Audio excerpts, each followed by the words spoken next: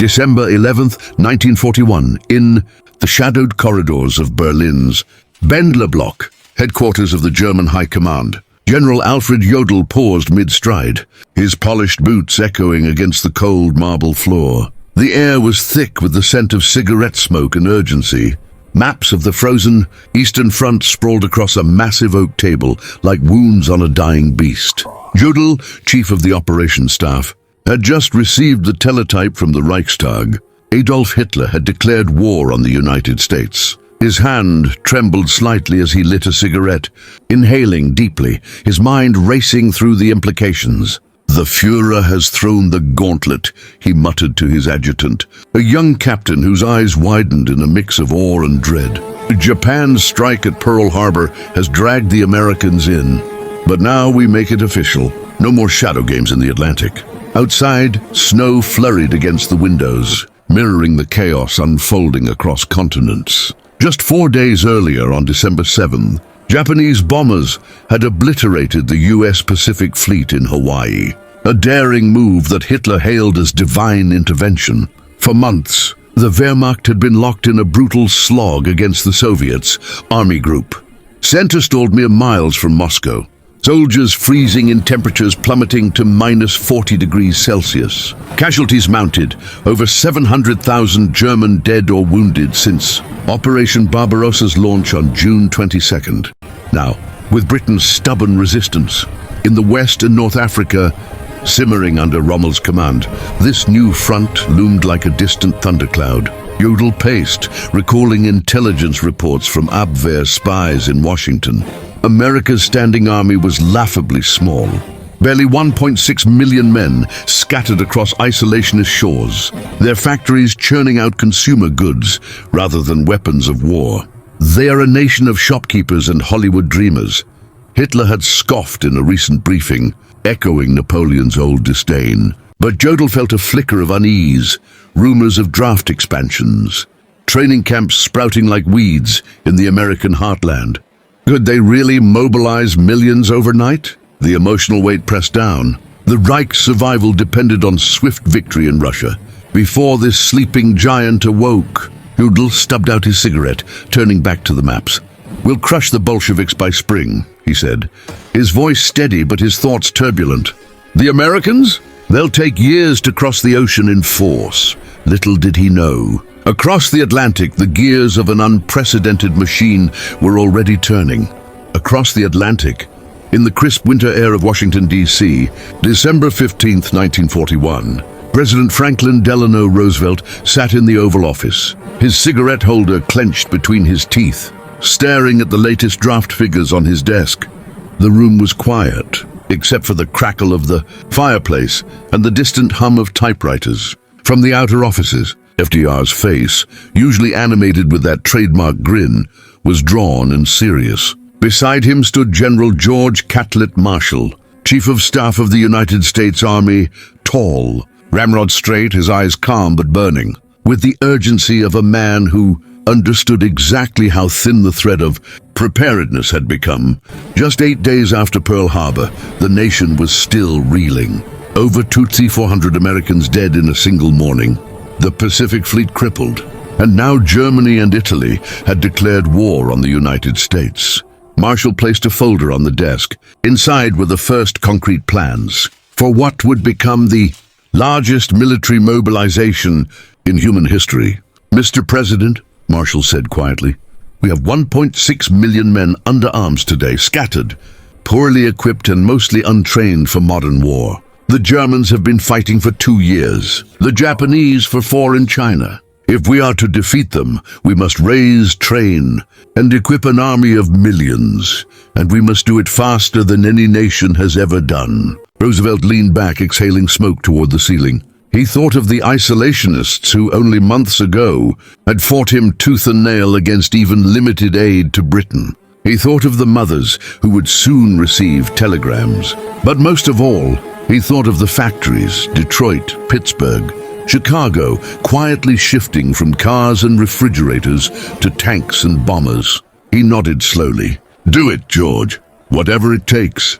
By early January 1942, the first waves of the selective service expansion were rolling out. Registration offices across the country saw lines stretching around blocks. Young men from farms in Iowa, steel towns in Pennsylvania, fishing villages in Maine, all stepping forward. Training camps that had been sleepy posts for a few thousand, regulars now exploded in size. Camp Grant in Illinois, Camp Roberts in California, Fort Benning in Georgia tense and hastily. Built barracks sprouted like mushrooms after rain.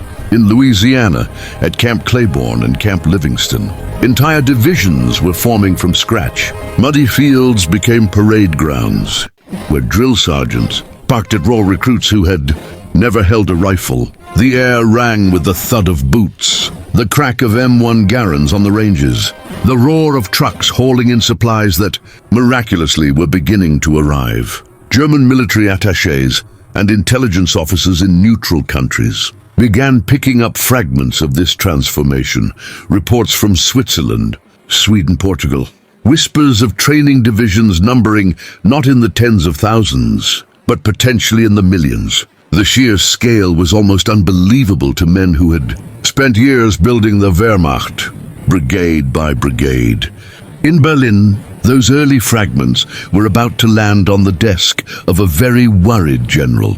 February 1942, in the dimly lit map room of the OKW, headquarters in East Prussia's Wolfschanze, the Wolf's Lair, Field Marshal Wilhelm Keitel leaned over a table strewn with intelligence summaries. The air was heavy, with the smell of damp pine from the surrounding forests and the faint metallic tang of fresh ink.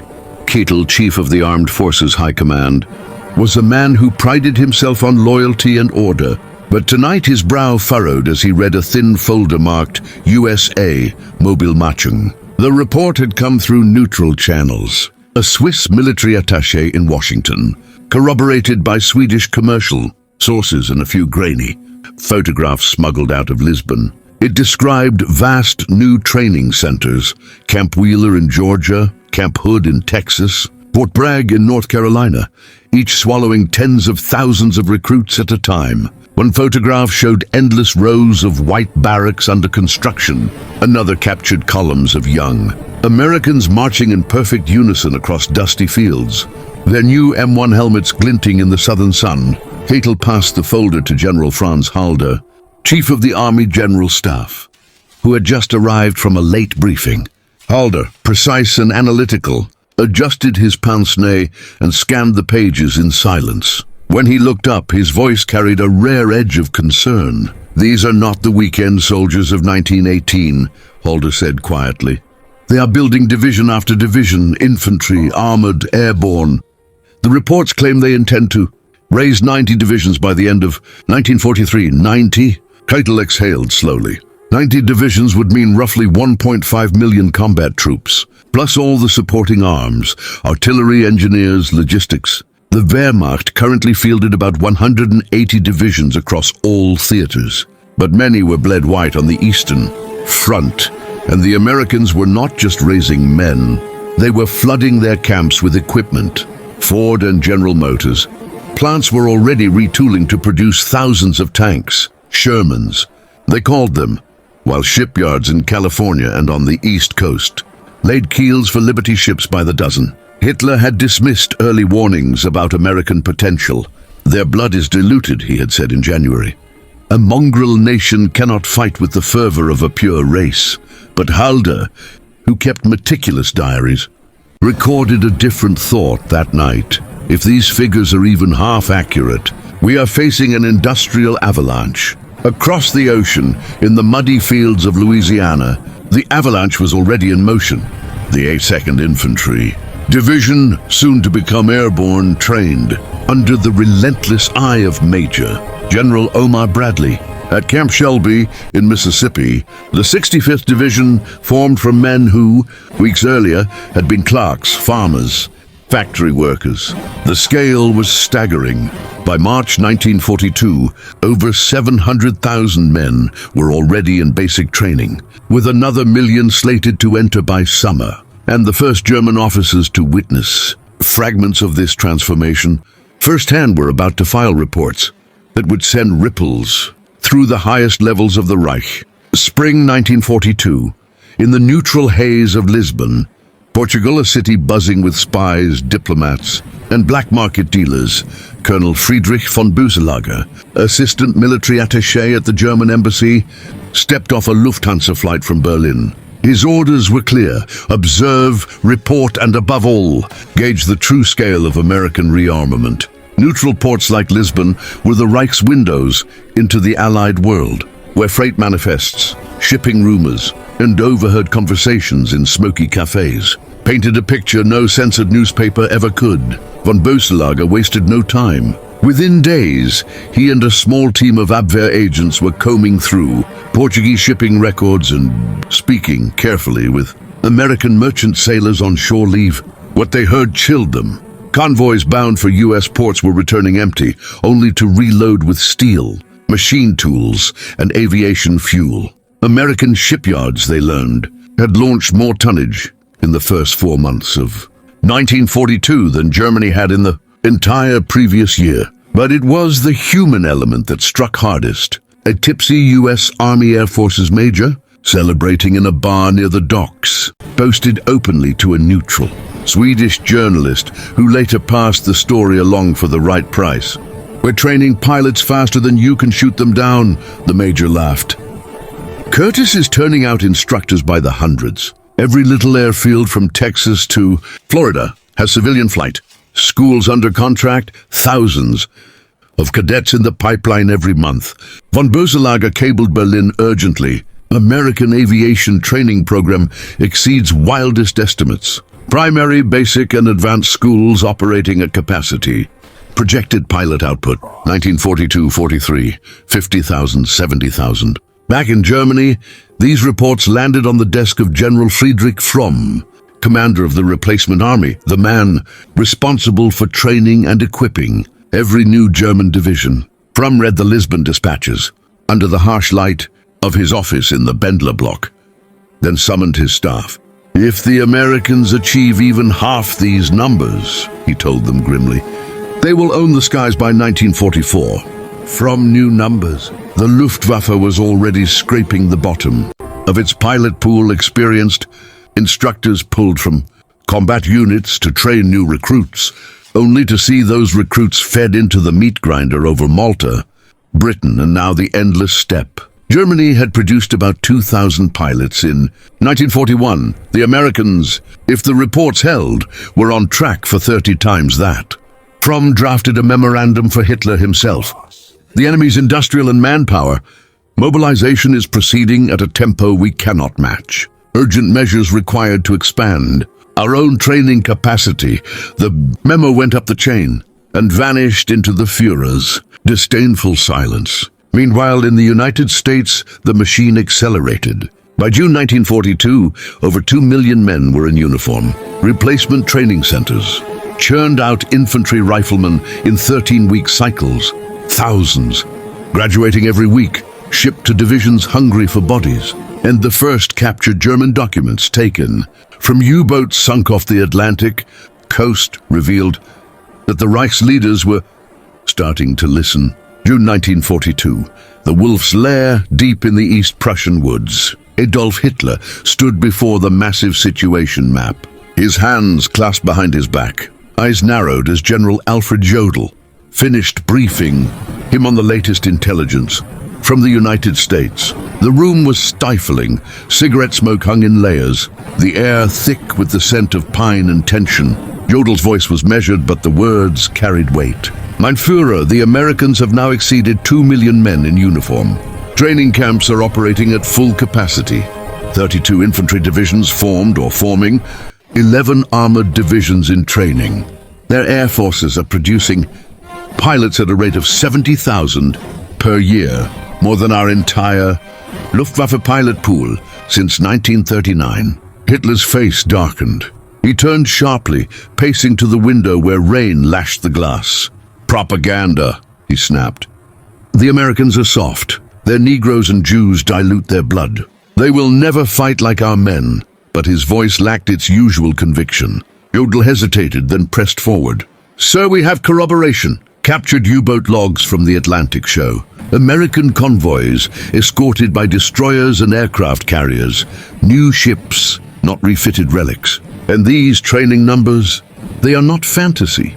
The scale is unprecedented. Across the ocean, in the sweltering heat of Fort Benning, Georgia, Lieutenant General Leslie J. McNair watched as the 1st Armored Division rolled through maneuvers. Tanks, thousands of them, thundered across red clay fields, their engines roaring like distant thunder. Infantry practiced house-to-house fighting in mock villages built overnight. Paratroopers jumped from C-47s, silk canopies blooming against the blue sky. McNair, the architect of the Army Ground Forces, knew the truth. This was no longer an army in preparation.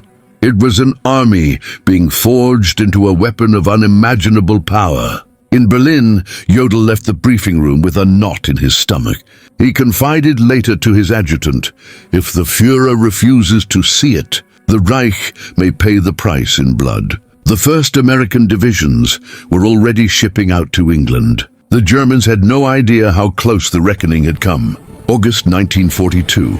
The summer heat baked the parade grounds at Camp Polk, Louisiana, where the 2nd Armored Division, hell on wheels, roared through live fire exercises. Hundreds of new M4 Sherman tanks churned red dust into choking clouds, their 75mm guns barking in coordinated salvos. Overhead, spotter planes buzzed like angry hornets. Watching from a wooden observation tower stood Major General Ernest N. Harmon, a tough cigar-chewing commander who had seen the old army of horses and biplanes. Now he commanded 14,000 men and over 400 tanks. All trained from raw civilians in less than a year, the numbers were no longer whispers. By August, the U.S. Army had swelled to 3.8 million men. 90 divisions were in various stages of formation, 67 infantry, 19 armored, 5 airborne. Replacement centers graduated. 100,000 trained infantrymen every month. The pipeline was relentless. September 1942, the captured American training manual lay open on General Franz Halder's desk in the cramped operations hut at the Wolf's lair.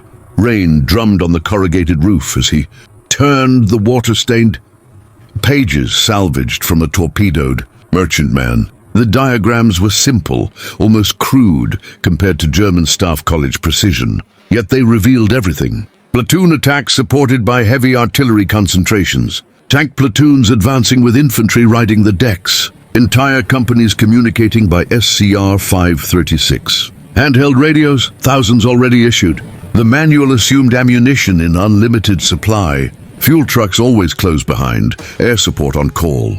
This was not doctrine for a small professional army. This was doctrine written for millions. Halder closed the booklet and stared at the flickering lamp. By September, U.S. strength had reached 4.1 million men. 60 infantry divisions were now combat-ready or nearing it. The armored force alone fielded over 6,000 medium tanks in training, more than the entire Panzerwaffe possessed on all fronts. That night, Halder wrote in his diary, "The American mobilization proceeds with terrifying speed. They train divisions as we once trained regiments. If we do not end the war in the East this year, their weight will become decisive." He drafted a blunt assessment for the Führer. Delay in Russia would allow the Americans to deploy overwhelming force in 1943-44. The memo went forward. Hitler read it, underlined terrifying speed in red, and scrawled in the margin, Jewish exaggeration. Halder was dismissed weeks later. Across the Atlantic, the machine never paused. In October, the first full American corps began embarking for Britain. The Germans were running out of time to ignore what their own eyes were telling them. November 1942, in a smoke-filled conference room at the Reich Chancellery, Field Marshal Erwin Rommel, fresh from the disaster at El Alamein, sat across from Hitler, his face gaunt, uniform still carrying the dust of North Africa. The Desert Fox had requested this audience to warn of the coming storm in the West. Intelligence. Summaries lay stacked between them. Rommel spoke bluntly. "Mein Führer, while we bleed in Africa and Russia, the Americans are building an army unlike anything in history. Their divisions are fully motorized. Every infantryman rides in trucks. Their tanks number in the tens of thousands already in depots. I have seen captured reports. By year's end, they will have 5 million men under arms. With another 3 million in 1943, Hitler waved a hand dismissively. Rommel, you are tired. The Americans have no fighting spirit. They buy their victories with material. But Rommel pressed on, voice rising. Material wins wars when it is endless. Their training camps hold 100,000 men each. They graduate pilots at 8,000 per month. Their shipyards launch a Liberty ship every day. If we lose Tunisia, they will pour across the Mediterranean with forces we cannot match. In the silence that followed, General Jodl exchanged a glance with Rommel. Both knew the truth. Operation Torch had begun on November. 8 American and British troops landing in Morocco and Algeria. The first full American combat divisions were already ashore. Green but numerous, backed by overwhelming naval and air support. Rommel left the meeting shaken. Later, in private, he told his aide, "We have perhaps 6 months before their weight crushes us." The Führer does not see it. Across the Atlantic, the avalanche gathered speed. 8 million men would soon wear the uniform. January 1943, a cold wind whipped across the frozen grounds. Of the Wolf's Lair as General Heinz Guderian, newly recalled as Inspector General of Armored Troops, strode into Hitler's briefing hut. His face was grim. In his briefcase lay the latest Consolidated Intelligence Digest. American military strength had surged past 6 million men, with projections for 8 million by year's end. Guderian wasted no words. Mein Führer, the Americans have now fielded 16 armored divisions in training, each stronger than our pre-war panzer divisions. Their production, 2,000 medium tanks per month by spring. They are not merely equipping an army, they are creating an entirely new one every few months. He spread photographs across the table, air reconnaissance shots, smuggled from neutral sources, showing endless lines of Shermans parked in American depots, rows gleaming under floodlights. Another image captured the vast tent cities of Camp Atterbury, Indiana housing 40,000 men at once. Hitler stared, silent for a long moment, then quieter than usual. And their soldiers, do they fight? Guderian hesitated. They have not yet been fully tested, but quantity has a quality all its own. In North Africa, inexperienced American troops at Kasserine learned quickly under fire. With unlimited replacements, they will not break. Reports from Tunisia confirmed it. Fresh U.S. divisions pouring in, green but lavishly supplied, grinding down veteran Africa Corps units one by one. That night, Guderian confided to his driver, "We are racing against a flood. If the Eastern Front holds through summer, perhaps we survive another year. But the Americans will come, and in numbers we cannot imagine." The first quotes were beginning to circulate in OKW corridors, whispered admissions that the Reich had underestimated the giant across the sea. July 1943, the Citadel offensive shattered against the Kursk salient, and in the smoke-filled briefing room at the Wolf's Lair, silence fell like a shroud. Field Marshal Erich von Manstein, face etched with exhaustion, laid the final intelligence folder on the table.